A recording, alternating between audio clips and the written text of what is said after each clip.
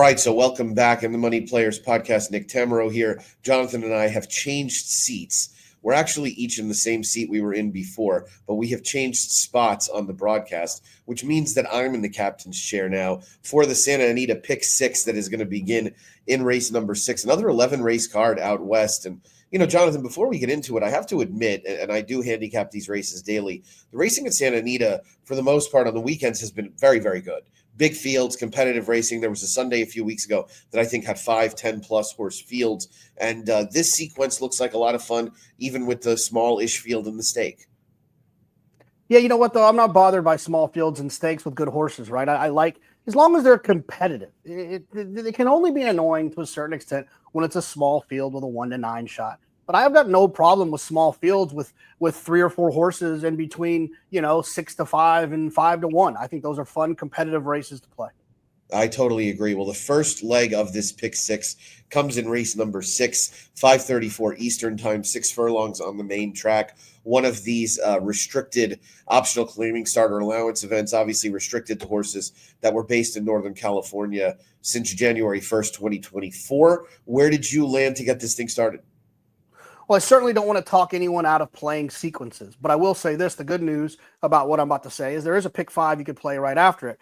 Typically, in a race situation like this, where I feel the need to spread as much as I do in this first leg of a pick 6, I typically will defer to just playing the pick 5. I clearly don't have much of an opinion, and I'm tying in a race that really can jam me up. If I'm playing the pick 6, I'm going to have to spread in here 1, 3, 4, 6, and 8. They all seem very similar to me. They're all kind of in that same figure sphere. They're the types of horses that, if they ran in a race 100 times, there'd be, 20 times this one would win, 20 times this one would win, 20 times this one. And in those situations, I don't try to get too cute. I will say that I suppose the 8 Twilight Empire towards the outside, just the way that he's drawn, the way that he ran last time, feels like the one that I could probably lean on the most. But like I said, I want to make sure I have as many as possible. So 1, 3, 4, 6, and 8. Bit of a wide net to start it off. I agree. I mean, I didn't have really much argument with any of those horses. The 6 is a little cheap, but still feels like a horse that's on the upward trend in terms of speed figures you want to be careful with. I did think the 8 was probably drawn best of anybody. And the 4 comes in with consecutive strong efforts against what should be comparable, probably a little bit better push comes to shove horses most recently in the Phoenix area.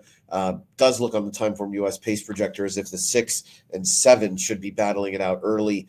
So I do think that helps the 6's chances. The 1 also with the speed that she has drawing the rail, I think makes the job a little bit easier. So I'm with you, kind of a wide net over this first leg. Let's go to race 7, which does start off that late pick 5. And the term lead pipe cinch at the racetrack is one you always have to be careful with. However, Lead Pipe Joe looks like a horse that will take a lot of beating, should have plenty of speed, has Edwin Maldonado for Luis Mendez, who I will admit I've grown a lot of affinity for over the last couple of years in terms of his training. I think more capable than he probably gets credit for, just having been a 2-year-old guy over the years. But I thought this horse would be tough and really was only inclined to use the other favorite Codebreaker with him. What about you? Yeah, I'm just going to be singled here to Lead Pipe Joe. I think when you have situations like this, when you have a horse that kind of checks all of the boxes I'm about to check for you here, I have no problem leaning heavily on those horses in a sequence like this. Lead Pipe Joe has the fastest early pace figures. This horse is also dropping from a maiden special weight into a maiden claimer, and he has the best final figures. He checks all 3 boxes, and for me, when you have a horse like that, those are the types you can trust. The ones I don't trust are the ones whose numbers aren't that much better, who come from out of it, break slowly, come running late. Those horses dropping into maiden claiming races, I think, are kind of at short prices, can sometimes be sucker plays. But a horse like this, Lead Pipe Joe, who's going to be on the front end and have the worst quality of horse behind him chasing him at this point, I think he's going to be tough to beat. I'll single the 4. I agree. That makes perfect sense to me. Let's go to the 8th, the B. Wayne Hughes Beholder Mile.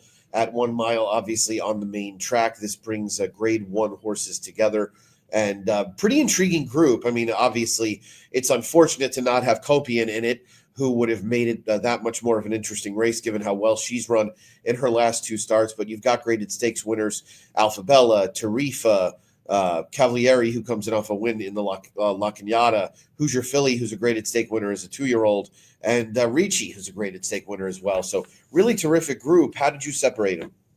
Yeah, I have a single A in Cavalieri. It just felt like was better, handled the distance as well. And I'm going to single B Alpha Bella. I think the play here and the way to handle this race and what I'm trying to do is I'm going to fade Rishi, who is a horse where it feels almost intentional that Baffert's tried to keep around one turn, and now he just shows up in a spot where you can possibly get grade one placing for a horse like this, who would likely have some residual value as a broodmare. And then Hoosier Philly is a horse that will always take a little bit of money because she was just a buzzy 2-year-old, 3-year-old at one point. Horses like that, they're on the juvenile trail, on the Oaks trail. For the rest of their careers, they just find a way to get over bet. So I think she'll be bet to a certain extent. And then Tarifa, who, if I'm not mistaken, was the favorite. Wasn't she the favorite in the Kentucky Oaks? Or did she was the morning line favorite. Morning line favorite in the Kentucky Oaks. So she's going to take money. And she's got a right to improve. I'm just going to wager that she won't. I'm going to go with the proven commodity here in Cavalieri and Alpha Bella, single A, single B. I'm fact checking myself on that because I wanted to be sure, but I feel like one of the conversations I definitely had with a variety of different people last year was, yes, Tarifa was the morning line favorite at 7-2, was how dead on the board she was. And so that makes sense. I guess I've never really figured out if I think Tarifa is any good. So that's kind of I applaud Brad for supporting these West Coast Stakes races. Obviously, we want to see good things happen with our friends out in California. And there are opportunities, and Brad would be the first to admit it, where you can get sort of easy graded stake placings. This doesn't really look like an easy one. One thing I will say about Hoosier Philly, we had a big inside bias on Houston Ladies Classic Day. So I'm going to be betting Alpine Princess. I'm going to bet Alpine Princess even a little bit to beat Torpedo Anna on Saturday, but I'm going to bet a big exacta with her underneath Torpedo Anna because we did have a big inside bias, and Alpine Princess was 3 to 4 wide the whole way around the track. Hoosier Philly was never on the rail either. Don't know if she's good enough. I did think Cavalieri passed the test around 2 turns, which is a good thing. I don't think she looked great. I thought she looked good. She looked like she's ready to maybe take another step forward. This would really kind of be put up or shut up time. So I'm intrigued by this race. I thought it was hard to separate them. Not going to be shocked if Alpha Bella ends up jumping up and winning. A filly who obviously, Mare, who's shown ability on both surfaces and was scratched out of last week's Buena Vista to come here. So good to have her in that race. The second graded stake event is the San Simeon down the hill. Jonathan, one of your favorite races, I know by far. Where are you going in the San Simeon? Yeah, look, I think if I'm not mistaken here, I'm going. This is a third single A in a row. I'm going to single Mucho del Oro. That was such a great setup race last time. I think there's a huge difference between 5 furlongs turf sprinting and 6.5 down the hill. I think it's the largest 1.5 furlong difference of any distance in all of racing. I think it's a huge difference. And so while Mucho del Oro came back off of a long break since last May and ran well going the 5, it was 100% a prep for this spot. Now she's going to show up in the perfect place to draw. The way that if you're new to the game or you're not familiar because the downhill turf course was away for a little bit, the outside post is actually where you want to draw going down the hill. The way that it kind of dog legs, it's actually a better position than the inside. So this horse is drawn well as well. So I'm going to single A that horse. And then the single B for me, this is a tough one. It's going to be Gaslight Dancer. I see Sorrento Sky with the fast number last time going the 5. But if you look through the past performances, Sorrento Sky's most of their best performances are a little bit shorter. So I'm not going to fall for the fact that this horse is going to run as well going the 6.5 down the hill. I'm going to take the 2 Gaslight Dancer who was wide last time and maybe might have a better run of it going down the hill for the second time. So I'll single A the 8, single B the 2. Yeah, I have no real argument there. Mucho del Oro also drew inside last time out, which didn't help in a big field. So I agree. I think he's going to run much better. He probably should control this race from the start. And, I hope they're not a little gun shy with putting him towards the lead because of the way he ran the Siren Lure last year. But he won this race last year in wire-to-wire form. I really needed Dancing Buck that day. It was a good reminder. But Yeah, I agree. I think he'll be very, very tough to beat. I don't really have a ton of affinity for Sereno Sky. This horse is okay. I think he's better going shorter. I don't really love him down the hill. I like him more at 5/8, maybe 6 at most. I've always liked Air Force Red. It's just, right now he's off form. They really have tried to bang a square peg in a round hole with these route races. He's a sprinter, and he's one of those frustrating horses in that he's good. He's good enough to contend in routes, but he's really not a router. And now I don't think I want him on a 1-week layoff. But there is a circumstance in the future where this horse is going to win a meaningful race on the turf. Hopefully, he's a good price, and I'll find a way to bet him, I'm sure, because I bet him more often than I should. Let's go to the penultimate race on this card. It's at a mile on the main track, one other than allowance runners. And what looks like a fun group, Jonathan, an honestly run race, I would imagine, because Tranche is going to be on the lead. And Eagle's Flight, of course, will garner the majority of the attention. In case you hadn't heard, he is a brother of Flightline.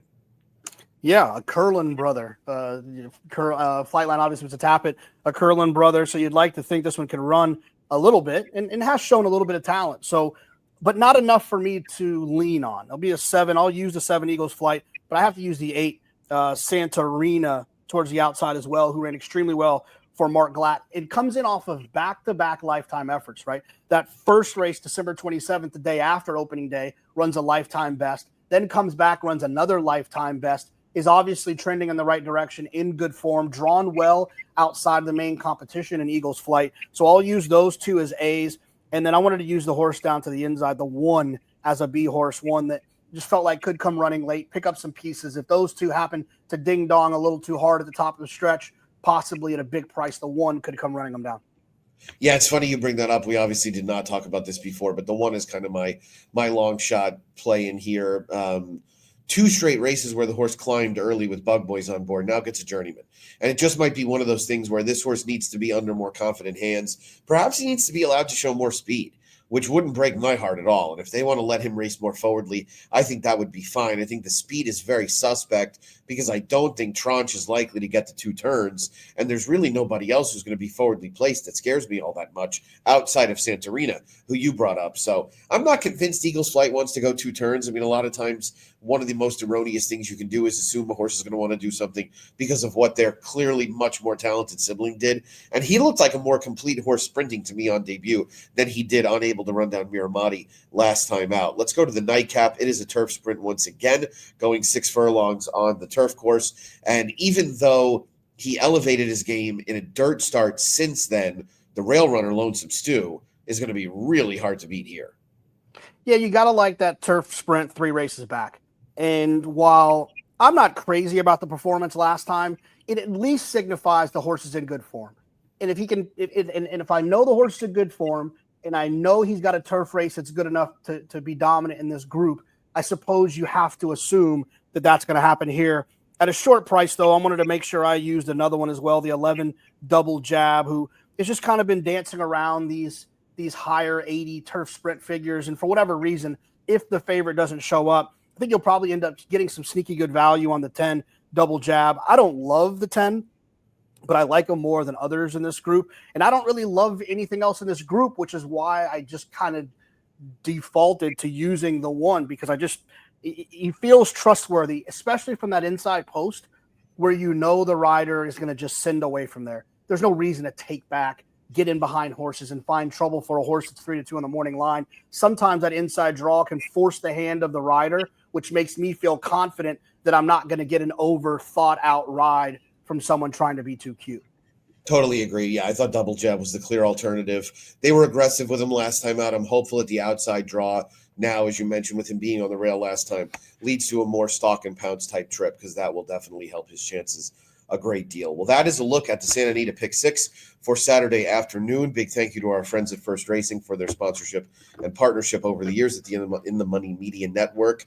Jonathan, your jet setting this weekend, is that racing related or is that non-racing related? No, that's I think Austin's running the 300 hurdles, but I don't think he has a race this weekend. So, but it is just horse racing related. Not horse racing related. No. Well, good luck to Austin and to everybody else that you're rooting on, equine or human. Same to everyone out there. And for Jonathan Kinchin, Nick Tammaro here, and for Peter Thomas Fornatal, at this point, you might as well be playing Where in the World is Carmen Sandiego with Pete, or Where's Waldo? For all of us here, until next time, best of luck.